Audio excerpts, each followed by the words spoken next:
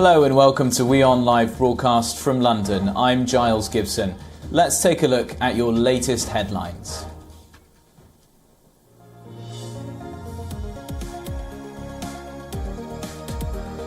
The EU says it has sufficient evidence to sanction Iran over kamikaze drones being used by the Russian military in Ukraine.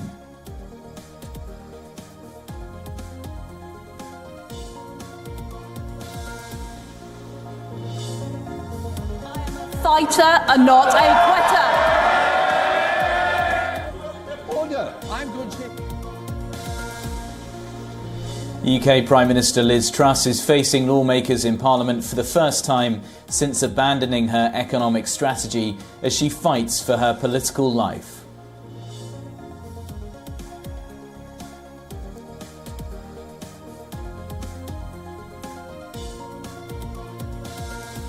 Fighting intensifies between Russian and Ukrainian troops for the Moscow-held region of Kherson.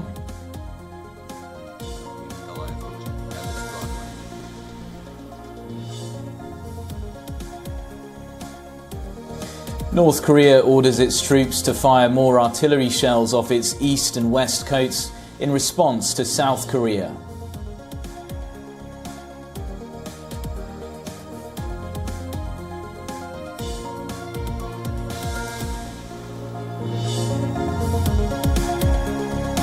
And Manchester United's Mason Greenwood is released on bail after being charged with attempted rape.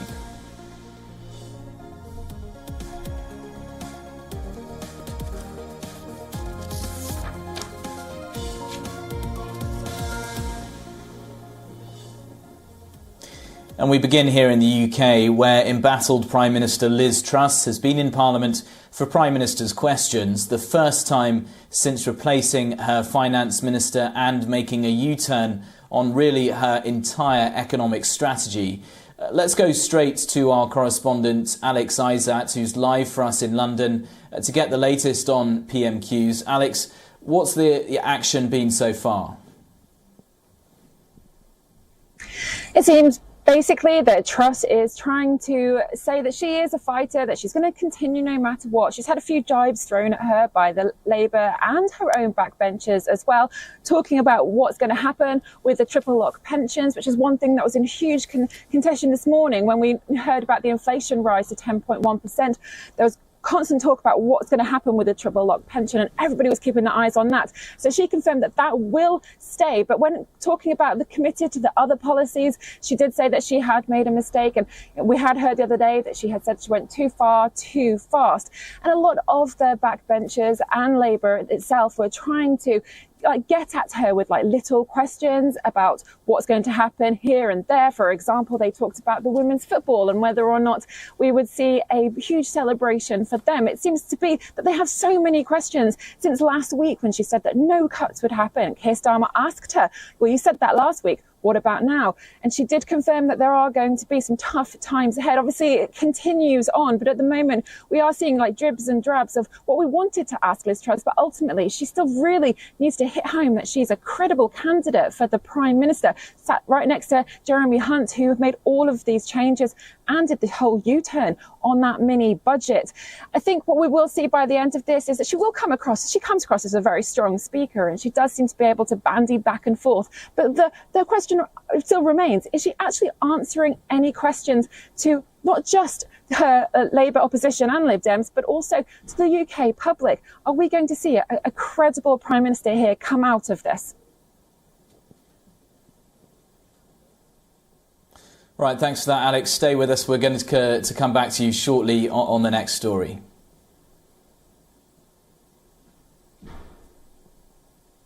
Let's stay in the UK, and inflation here has hit a new 40-year high in September, climbing to 10.1%.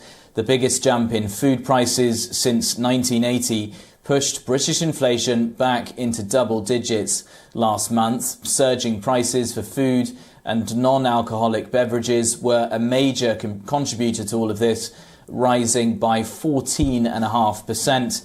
The British pound slipped below 1.13 against the US dollar off the back of this inflation data, Meanwhile, many households are facing rising mortgage payments. That's after the Prime Minister Liz Truss's mini-budget last month sparked market volatility, especially in the bond markets. And due to the war in Ukraine, the UK has also been hit hard by a surge in natural gas prices right across Europe.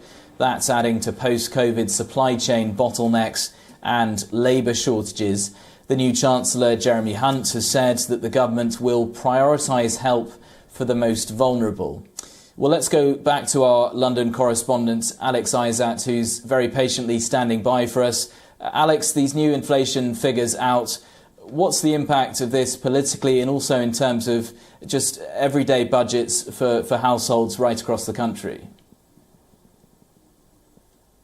Well, politically, it is what is driving down Liz Truss and her cabinet. She wanted to make this huge growth change, and it seems we are growing, but in not quite the way that she wanted. And of course, because of that mini budget, she had to change chancellors, and she has let herself down, really. She's getting rid of people, suggesting that she's still a strong leader. That's all now being seen as a potential backlash against her. Of course, the inflation rises were potentially going to go up anyway. The Bank of England had announced a couple of months back that they expected it to rise, but they didn't expect it to rise as fast as this. They also have said that they're expecting it to stay at this double figure level for at least a couple more months and potentially up to 2 years before it's going to be dropping down to what they perceive as 2% in interest rates. But when it comes to the political standpoint, ultimately Liz Truss really needs to use this PMQ that she's currently in to get that opposition behind her. We'll see when it comes to the fracking debate later whether they are behind her or not. And of course, the 1922 committee is meeting later, and that's again going to be discussing whether she should stay or go. And then we will see again the fiscal forecast on October 31st on Halloween. But for the average person, they're hearing all of these numbers, inflation's rising, what about interest rates? And ultimately it comes down to their cost of living is going to continue to get worse. They have been paying out for costs of food, costs of fuel, and it's household costs, those bills that we've been talking about, and the cost of food that is really pushing that purse. People's wages aren't going up with inflation, so that means that they don't have as much money as they'd like to be able to spend on frivolous things like eating out. So they have to try and focus on what they want to spend their hard-earned money on, because it doesn't look like wages will be going up at all. We're still going to keep an eye out to see whether benefits will go up and pensions will go up in line with inflation. Of course, Liz Truss did mention there in PMQs that the triple lock will stay. So that does suggest that pensions will go up in line with inflation, which also could have a more detrimental, damaging effect on the amount of money that's coming out of the government's purse. And that money needs to be gained from somewhere. So it's likely we're going to see interest rates hike again and costs go quite through the roof. So for the average person, they're going to feel this quite heavily, and especially as we head into winter when more people are turning on their electricity and turning on their gas. Yeah, Alex, always worth remembering that this data has an impact on people's lives and on their bills, etc. Thanks very much. That was our London correspondent, Alex Isat.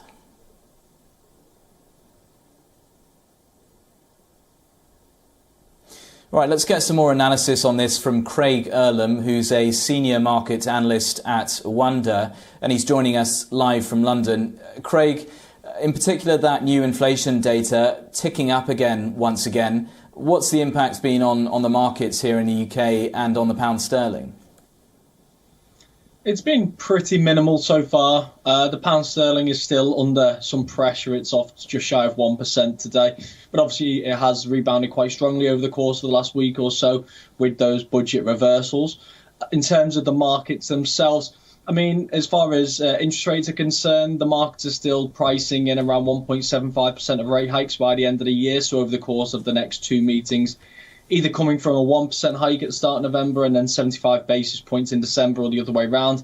Either way, markets expect interest rates or the bank rate at the end of this year to be 4% from 2.25% now. So quite a stark change, really, at a time of double-digit inflation, in the hope that the bank can try and get this under control and maybe takes into 2023 on a slightly more positive footing. But there's no doubt that the economic pressures on households and businesses for the foreseeable future are going to remain immense. And just in terms of the inflation data that we've had at the start of this kind of crisis, what we were seeing was a lot of talk from economists about this being sort of temporary inflation, that it would drop back down pretty quickly. What are you seeing in terms of inflation forecasts for the next 6, 9, 12 months? Well, I think first and foremost, it's quite clearly become far more ingrained, and that's because of a number of different factors, one of which is higher fuel prices over the course of this year means that that's now factored through to end prices. Companies are facing higher costs. They were facing higher costs already because of supply chain issues as a result of the pandemic. Then they were facing higher energy costs as a result of the aftermath of the pandemic, but also then the war in Ukraine. And then this is starting to be passed increasingly through to consumers. So it means that the scale of the inflationary pressures aren't just now fuel and other energy costs. It's actually far more broad-based. And that's the biggest concern for the Bank of England, because that's when it has the more chance of becoming sticky and ingrained and become a multi-year problem rather than a multi-month problem, which is what they initially thought it was going to be. In terms of what that means for expectations going down the road, it means that the Bank of England and other central banks are going to have a very difficult job on their hand. It's going to take longer to get inflation back to target and to adjust the mindsets of households and businesses around the country, which is what makes this job so incredibly difficult, and why central banks feared what has now happened actually happening over the course of this year. I think it's going to be a slow path back to target. I think over the course of the next 12 months, I think we could see inflation maybe half, but I don't think it's peaked yet. That's the problem. The inflation peak is likely to come later this year, early next, and depending on what happens with energy bills in April, after the changes announced by Chancellor Jeremy Hunt, then that will determine just what the peak will ultimately be, and therefore what the path back to target's going to be and how long that's going to take. There's so many different factors at play ultimately, and that's before we even get into the fact that the big unknown, which is the war in Ukraine and how long that's ultimately going to last. All right, thanks very much for that, Craig. That was Craig Earlham with some analysis on the new inflation data here in the United Kingdom.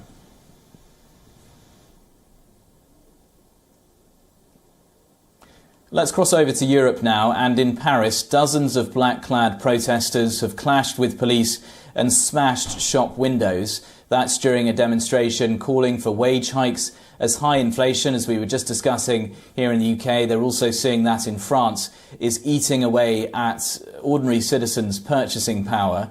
According to the Interior Ministry in France, 11 people were arrested just in the French capital, and more than 100,000 people nationwide answered a call from left-wing parties and some trade unions to go out onto the streets to demonstrate, including 13,000 by one estimate in the capital. But according to one trade union in France, they're saying that 70,000 people took part in that march just in Paris, just in the French capital. Now, as tensions started to rise over the course of the day, police then charged at protesters. Meanwhile, workers at several oil refineries and depots, that's operated by the energy giant Total Energies, they've voted to extend a strike that's now in its third week.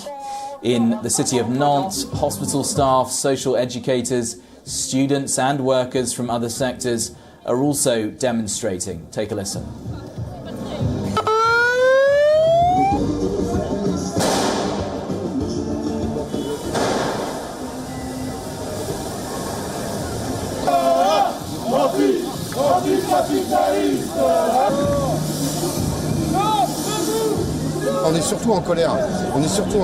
We are especially angry. That is to say, in front of all this loss of purchasing power, there is no answer from this government. Just to say that people are only there to block. But the real demand of the people who are in the street at the moment is the purchasing power and the salary increase. Student precariousness is a real problem, and our goal is really to fight against it. And even if we use this demonstration as a support, our goal is to really fight for a better life for students with, for example, a salary for students. Now, these demonstrations have caused few disruptions on the transport networks, but unions are vowing to take further action to protest against the President Emmanuel Macron in the coming weeks.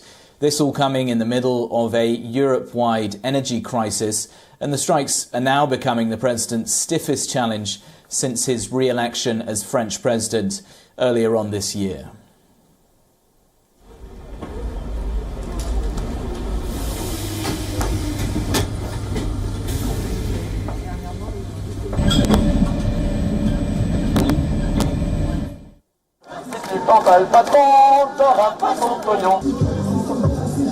Ouais, mais restez pas là.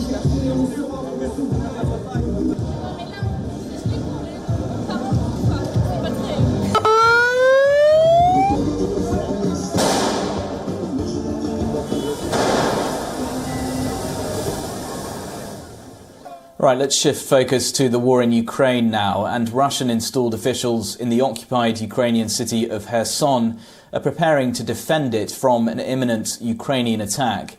They've also urged civilians to flee as soon as possible. The commander of Russian forces in Ukraine says the situation in the southern region and the city of Kherson is, quotes, very difficult. And the pro-Kremlin leader in Kherson says an estimated 10,000 people a day will be evacuated over the next 6 days, and that some regions in Russia were preparing to offer them shelter. Take a listen.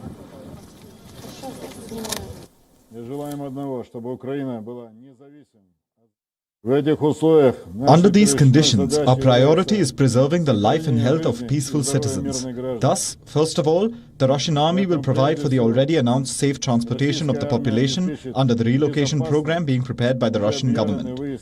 Our further actions and plans regarding the city of Kherson itself will depend on the military tactic situation at hand. I will say this again, it's already very difficult as of today.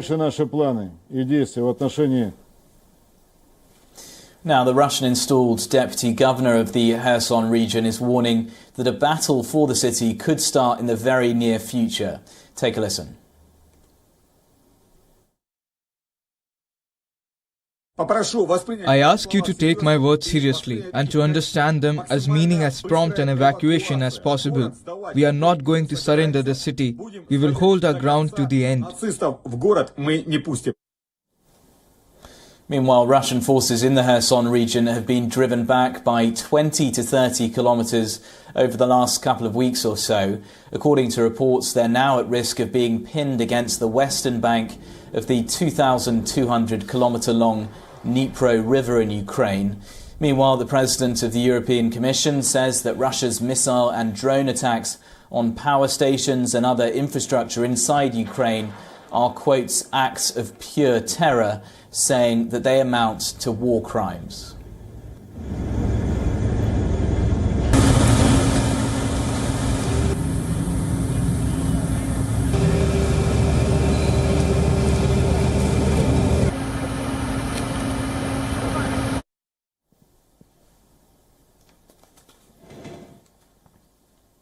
Let's come back to the UK now, and the British Foreign Secretary James Cleverly says the treatment of a Hong Kong pro-democracy protester who was dragged onto the grounds of the Chinese consulate in Manchester and beaten up over the weekend is, quotes, unacceptable. And he says the government is now considering further action in response to that incident, which took place on Sunday during a protest involving 30 to 40 people, including some Hong Kong citizens who are now residing here in the UK.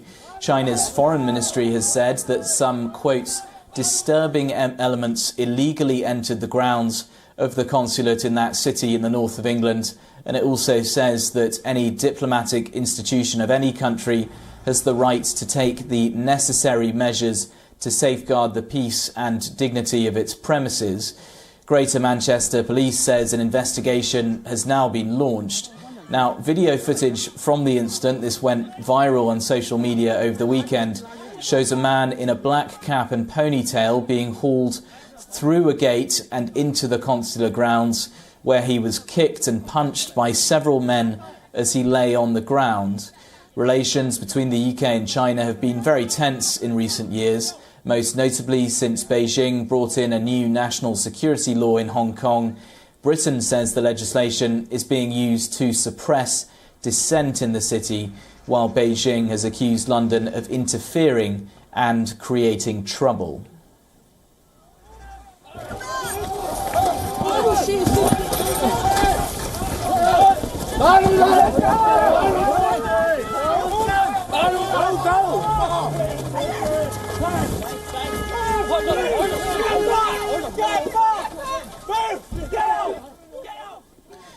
Meanwhile, Hong Kong is increasing its limit on the number of people allowed to gather outside. From Thursday, 12 people groups will now be allowed outdoors. The relaxation is being called a substantial tweak to one of Hong Kong's most criticised rules around COVID-19. And it also marks another gradual step towards reviving its reputation as a global financial hub. At present, only 4 people are allowed to gather together outdoors in Hong Kong, and citizens will also be able to enjoy live performances, head to theme parks and other entertainment venues from tomorrow onwards. Hong Kong has imposed stringent COVID control measures throughout the course of the pandemic. That's whenever the cases have surged significantly, and the city previously capped public congregations at just 2 people. Human rights groups say officials have also used those limits to refuse applications for protests. The authorities have gotten rid of a mandatory hotel quarantine for inbound travellers, but other rules are more in line with Beijing's zero COVID approach. Business groups have repeatedly called for all remaining restrictions to be taken away, especially if Hong Kong is going to salvage its economy and also rebuild its standing as a global financial centre.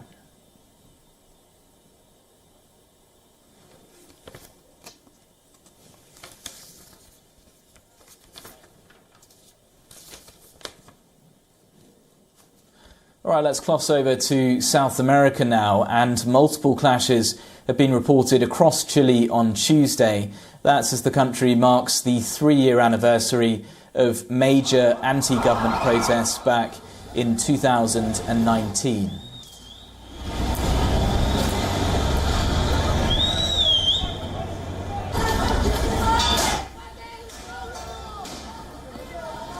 In the capital city, Santiago, several hooded protesters lit fires and threw rocks at the police.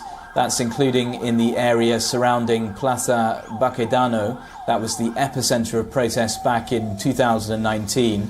Almost 25,000 police officers were deployed across the city to try to keep the peace, and in at least one part of the city they used tear gas and water cannon to disperse crowds, while other protesters gathered peacefully around the city to remember the victims from 2019.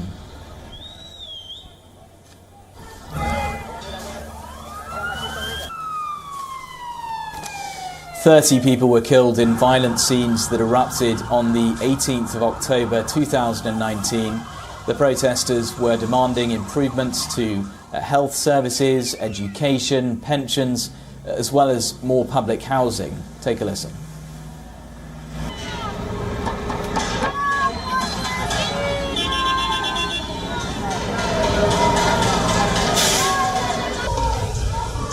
Bueno, primero porque es la conmemoración del 18 de octubre, ¿ya? Una fecha importante para todos los chilenos. Y segundo porque esto aquí no ha pasado nada en Chile desde hace 3 años hasta la fecha, no ha pasado absolutamente nada, ¿no? Seguimos con la misma, la Constitución sigue la misma, las demandas de las personas siguen iguales. The protests that erupted 3 years ago ended after an agreement to draft a new constitution and also the arrival of the COVID-19 pandemic. A proposed new constitution was rejected by voters last month. That forced the government back to the drawing board, and President Gabriel Boric, who back then was a legislator, supported the 2019 protests. And on its anniversary, he says there is still an opportunity to build the foundations of a more equal society in Chile.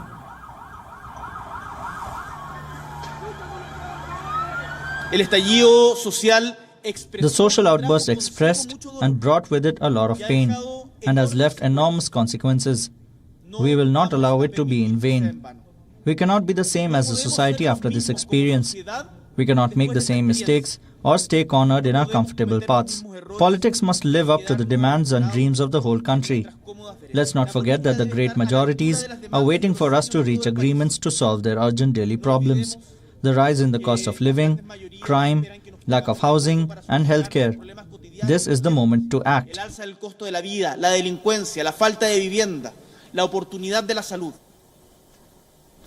And finally today, new research has found that some people are mosquito magnets. That means that mosquitoes could be more interested in them than other people. Scientists conducted experiments involving 64 people, but only those who produce a lot of a certain chemical on their skin attracted the mosquitoes. The chemical is essentially an acid that your body releases to try to keep your skin naturally moisturized, but not everyone produces the same amount.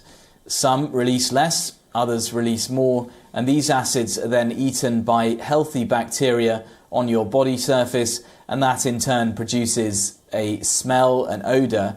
Mosquitoes that spread diseases including yellow fever, Zika and dengue were used for this research, so it could help prevent these diseases from spreading in the future. Scientists even tried damaging the sense of smell of some of the mosquitoes, but their preferences didn't change. So something to bear in mind when you're on your next camping trip.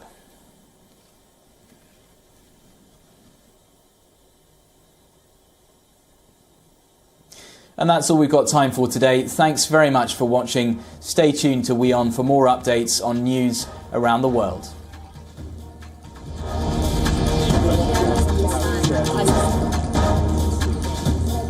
There are many other